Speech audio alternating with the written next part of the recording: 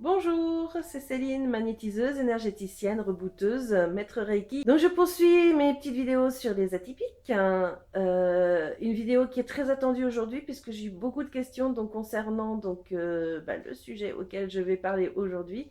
Ça soit donc dans les différents réseaux sociaux, mais aussi auprès des personnes que je peux accompagner dans des soins en énergétique. Et oui, aujourd'hui, je vais vous parler donc du trouble déficitaire de l'attention avec ou sans hyperactivité. Mais avant cela, je vous invite donc à vous abonner à ma chaîne YouTube Céline Magnétiseuse Énergéticienne, sans oublier d'activer la petite cloche pour recevoir toutes mes dernières vidéos, mais aussi donc ma page Facebook Céline Magnétiseuse Maître Reiki, où là vous aurez donc les différents événements à venir, tout aussi donc les offres découvertes, des petits cadeaux par moment, mais aussi de quoi échanger sur plein de réflexions aussi. Donc allez-y, c'est sans modération, voilà. Alors le trouble déficitaire de l'attention avec ou sans hyperactivité. Alors, avant toute chose, il faut savoir que c'est un trouble neurobiologique qui a des effets effectivement sur le cerveau, puisqu'il s'agit en particulier d'un sous-développement du cortex préfrontal. Donc effectivement, c'est en particulier un problème de connexion entre ce que on appelle des neurotransmetteurs, alors c'est en fait le messager d'une information, et ce qu'on appelle aussi donc les synapses, c'est-à-dire ceux qui reçoivent l'information. Donc il y a un problème de connexion entre les deux qui crée donc ce trouble déficitaire de l'attention. Alors vous pouvez l'avoir avec ou sans hyperactivité. Donc je vais commencer donc sans hyperactivité pour expliquer un petit peu les caractéristiques de ces personnes-là. D'ailleurs souvent on entend les personnes dire ah là là, il oublie tout, il est jamais concentré, il ne m'écoute pas, il perd tout et il est toujours en train de rêvasser. Donc ça, c'est souvent ce que l'on peut entendre par rapport aux troubles déficitaires donc de l'attention. Car effectivement, ils ont cette tendance à vraiment tout oublier. Ils ont aussi, voilà, où on oublie tout, donc on perd aussi beaucoup de choses. On perd pas mal voilà, de jouets, de papier, de manteaux. Ça aussi, ça peut arriver. Et il faut savoir que le trouble déficitaire donc de l'attention sans hyperactivité, ce qu'on appelle le TDA, il y a aussi ce côté donc de distractibilité. C'est-à-dire que eh bien, une personne va, ces personnes-là vont essayer de se concentrer sur, par exemple, ce que dit la personne en face. Et il suffit qu'il y ait un bruit, qu'il y ait éventuellement, je ne sais pas moi, une mouche qui vole, enfin quelque chose qui peut les troubler. En quelques secondes, pof, ils vont plus du tout penser à ce que dit la personne, mais ils vont éventuellement regarder la mouche qui est en train de passer, ou alors écouter le bruit et puis donc un petit peu analyser tout ce qui peut se passer vis-à-vis de ce bruit. Ça peut être en fait plein de choses qui font que ils sont plus du tout dans ce qui sont en train de ce qui se passe. Et ça fait partie de ce côté du TDA. C'est aussi les personnes qui ont un trouble déficitaire de l'attention, automatiquement on va avoir du mal à se concentrer sur une tâche en particulier. Ils ont aussi des problèmes d'organisation. Ça, c'est vrai que c'est assez imposant comme symptôme, on va dire, par rapport au TDA. Alors, c'est pas évident à vivre, mais c'est pas non plus évident à vivre autour de soi. Donc, par exemple, pour les parents, pour les compagnons, pour même certainement les enfants des personnes qui sont avec ce trouble déficitaire de l'attention, ça peut être pénible parce qu'il faut être toujours derrière ses enfants, puis c'est éventuellement son compagnon ou sa compagne. Voilà, c'est d'être toujours un petit peu sur le qui-vive, à toujours surveiller, à toujours voilà, il y a un manque de lâcher prise à ce niveau-là. Alors ça peut être aussi bien pénible donc pour ceux qui subissent le trouble déficitaire de l'attention, mais c'est aussi pénible pour les personnes qui ont le trouble déficitaire de l'attention parce qu'ils peuvent se sentir justement surveillés, ils peuvent avoir un manque d'estime d'eux justement parce que j'oublie tout, donc là ça peut énerver autour. Pareil pour les en classe, hein, tout simplement. Ça peut être pas évident pour certains maîtres, soit ils l'acceptent et donc du coup, bah, effectivement, comme ils ont beaucoup d'enfants, bah, ça peut être difficile d'être toujours auprès de des enfants qui ont le TDA. Mais ça peut être aussi des maîtres qui, eux, n'acceptent pas du tout, et là, donc, du coup, peuvent être très, très durs au niveau donc, des paroles, et donc au niveau de l'estime de soi pour l'enfant, c'est vraiment très, très délicat. Donc, bien sûr, et puis, bah, voilà, nous, en tant que parents, bah, effectivement, on est toujours après, donc les enfants, il faut toujours leur répéter, toujours, toujours, toujours, leur redire maintes fois, et ça peut être vraiment épuisant. C'est sûr que pour du trouble déficitaire de l'attention, ça demande de l'énergie. Et encore, là, il s'agit juste donc du trouble déficitaire de l'énergie sans hyperactivité. Donc là, je vais vous parler justement du trouble déficitaire de l'attention avec hyperactivité. Alors, souvent, j'entends donc les gens dire: ah là là, c'est un vrai casse-cou, il ne s'arrête jamais. Euh, on peut aller nulle part. Oui, il nous fait honte, tout le monde nous regarde. Qu'est-ce que ça peut être? Enfin, c'est très très difficile parce qu'effectivement, quand on a cette hyperactivité, ben, on est très agité. Un enfant, voilà, qui peut être très très agité, qui peut avoir du coup des difficultés à se poser. Voilà, on peut pas rester 5 minutes sans bouger. Que ce soit enfant ou je dis bien adulte. Je dirais qu'il existe plusieurs hyperactivités en plus, puisqu'il y a l'hyperactivité physique, mais il y a aussi l'hyperactivité cérébrale, où là, ben, effectivement, c'est sans arrêt je dirais, à réfléchir, à avoir plein de pensées, sans arrêt, sans arrêt, sans arrêt, même la nuit. Donc c'est vraiment très très épuisant. On est toujours sur le qui-vive, monté sur ressort. Alors pour certains, effectivement, ils sont toujours à parler. Et tout le temps, tout le temps, tout le temps, tout le temps, tout le temps. Même quand ils regardent un film, là, ça peut être très agaçant. Je parle en connaissance de cause, j'ai des souvenirs de mon enfance vis-à-vis d'un de mes parents, effectivement, il n'arrêtait pas de parler tout le temps, tout le temps, tout le temps.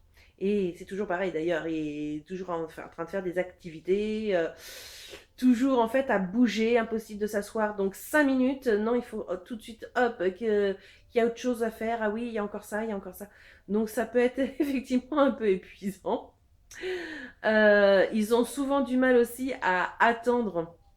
Alors, c'est pareil, il y a toujours des interruptions qui se font, par exemple, dans des conversations, parce qu'ils ne peuvent pas attendre qu'on ait fini de parler. Pour les enfants, bah, pareil, hein, son tour, par exemple, quand on joue à quelque chose, c'est très difficile. Son tour par rapport, bah oui, le fait de parler, comme je disais. Alors, l'hyperactivité, c'est vraiment très difficile pour des parents. Pour plusieurs choses, parce que effectivement c'est très énergivore.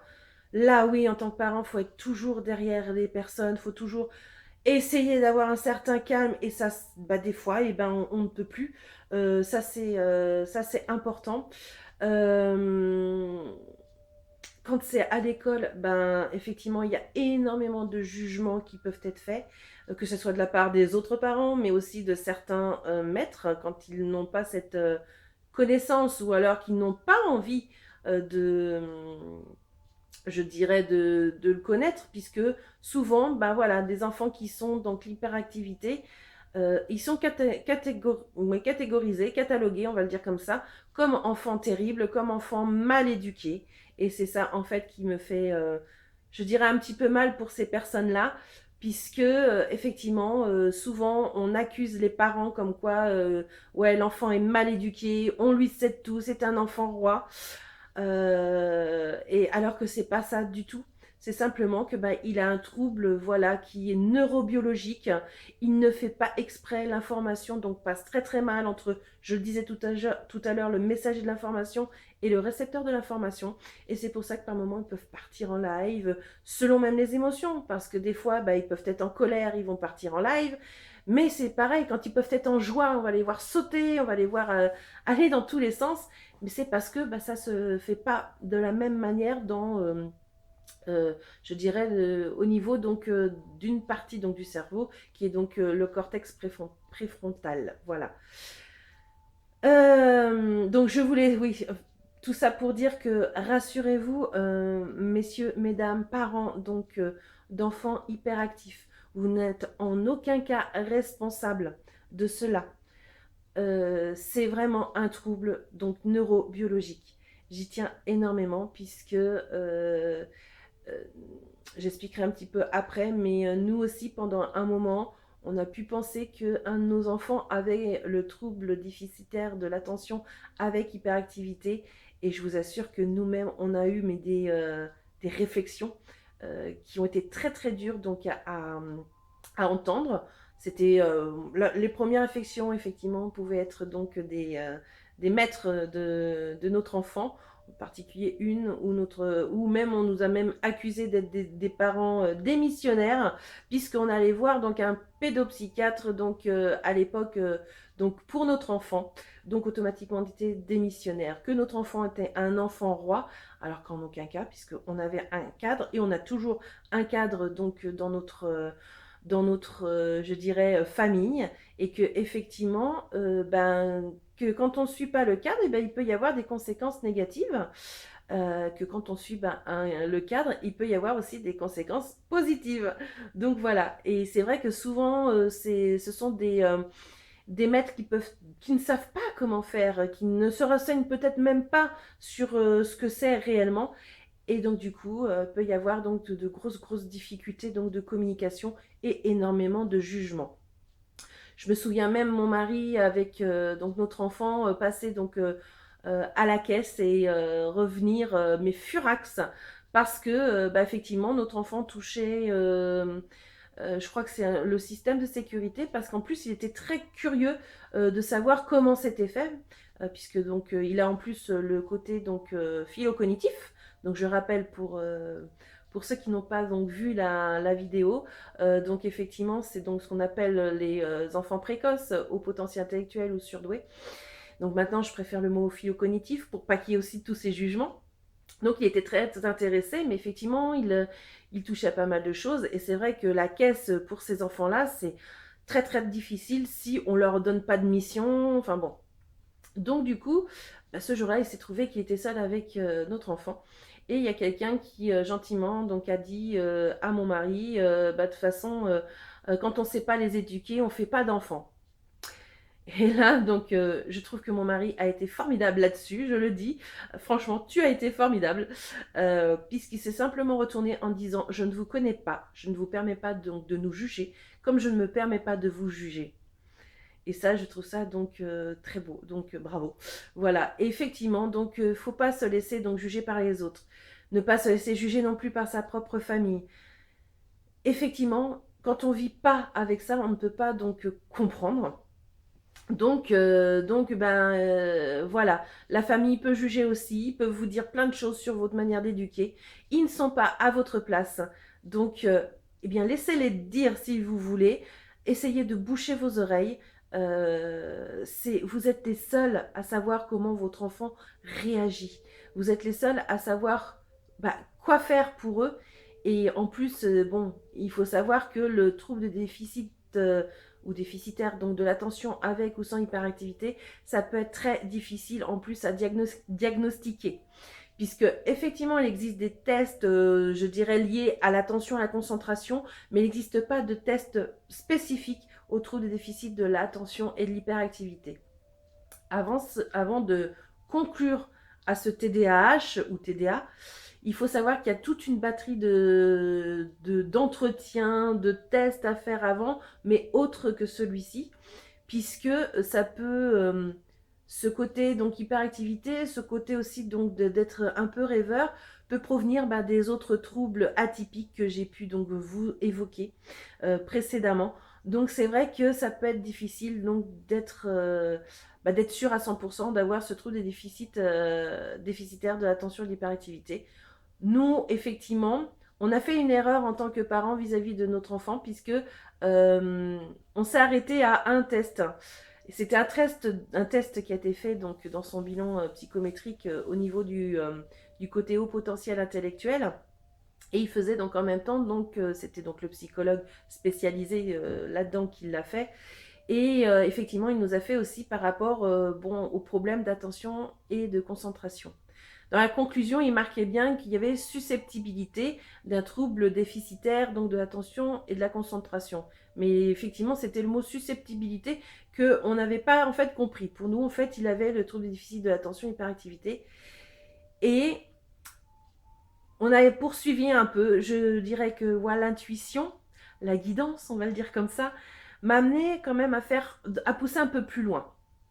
Et je suis contente d'avoir suivi cette intuition, puisqu'effectivement, notre enfant n'a pas du tout le trouble déficit de l'attention et surtout pas l'hyperactivité, puisque effectivement, lui, il arrive à lire pendant des heures.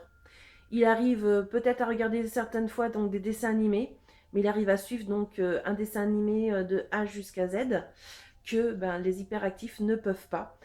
Et ça, donc, on ne l'avait pas capté, on ne savait pas forcément. Et effectivement, il a fallu qu'on voie donc la personne qui décide de tout cela, qui est donc la neuropédiatre, et qui finalement nous a appris qu'il n'était pas donc dans l'hyperactivité, mais finalement il avait un trouble que je parlerai donc dans la prochaine vidéo, puisque c'est le trouble de la sphère autistique.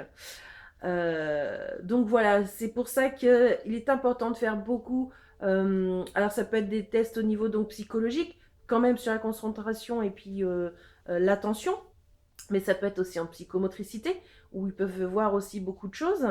Ça peut être quoi? Il y a aussi, on avait fait aussi des tests en orthopsie, puisque souvent ils ont aussi des soucis au niveau des yeux, dans leur hyperactivité, donc il y a des problèmes donc, de rééducation.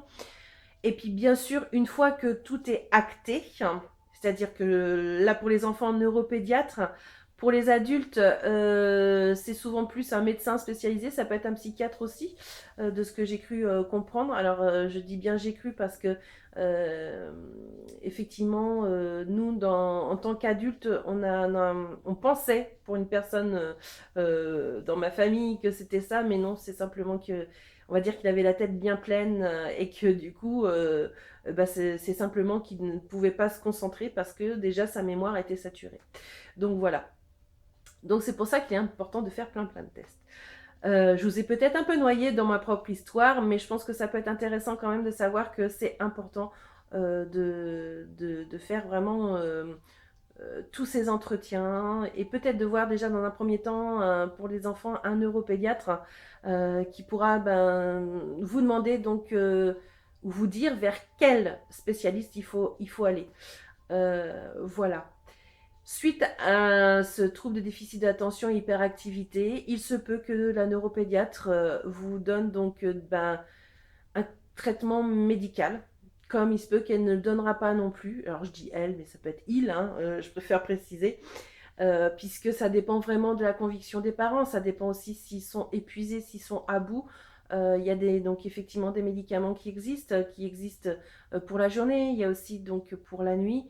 Ça, je dirais que c'est propre à chacun de savoir s'ils veulent mettre des médicaments ou pas. Mais effectivement, j'ai beaucoup d'enfants qui sont hyperactifs parmi donc les personnes que j'accompagne parce qu'il y a beaucoup de parents qui cherchent donc une alternative à cette hyperactivité. Et je dirais que ça dépend bien sûr donc des enfants, ça dépend de pas mal de choses, mais on peut avoir de bons résultats. On peut même avec, c'est ce que je dis, hein, des enfants qui peuvent avoir des médicaments et avoir des effets secondaires, et en soins énergétiques, il se trouve que on arrive à atténuer ces effets secondaires et je dirais avoir le potentiel optimum du médicament. Donc voilà, après côté médicaments, je ne dirais pas je suis contre ou je suis pour, parce que je pense qu'effectivement dans certaines situations ils sont nécessaires et que dans d'autres peut-être qu'effectivement on pourrait faire autrement. Mais là je parle bien autre chose que le côté atypique. Donc ça c'est propre à chacun. Donc voilà. J'essaye de réfléchir un petit peu si j'ai vraiment tout dit. Je crois que oui. J'irai simplement, voilà, s'il y a des choses à poursuivre après, quand on a un trouble de déficit de l'attention avec ou sans hyperactivité, il est intéressant quand même d'être suivi peut-être par un psychologue par rapport aux émotions aussi, par rapport à, je dirais, le savoir-vivre aussi en société. Ça peut être aussi la psychomotricité, puisque elle pourra aider par rapport à l'appréhension, par rapport au mouvement, par rapport à son corps aussi. puisque ce sont souvent des enfants qui sont très très très crispés. Donc ça peut être voilà, plein de choses comme ceci. Donc voilà. Alors, si vous voulez d'autres renseignements, je dirais, vous pouvez me laisser donc un commentaire suite à cette vidéo.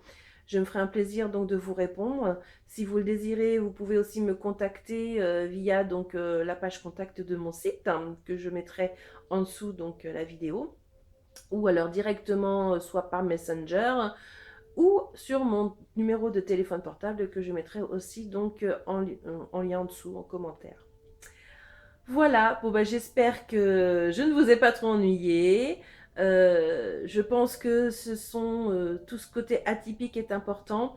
Comme je le dis, si je fais ces vidéos, c'est vraiment pour pouvoir expliquer ce que c'est comme trouble, ce que cela peut amener, les difficultés que ça peut aussi donner. Et c'est aussi pour permettre, je dirais par exemple par rapport à un enfant qui est hyperactif, dans un magasin, si vous voyez un enfant en train de faire une colère, en train de courir partout, et ben c'est de ne pas être dans le jugement et peut-être de vous poser la question, ah ouais, mais peut-être que finalement cet enfant est un hyperactif, a un trouble effectivement neurobiologique qui fait que il ne peut pas faire autrement.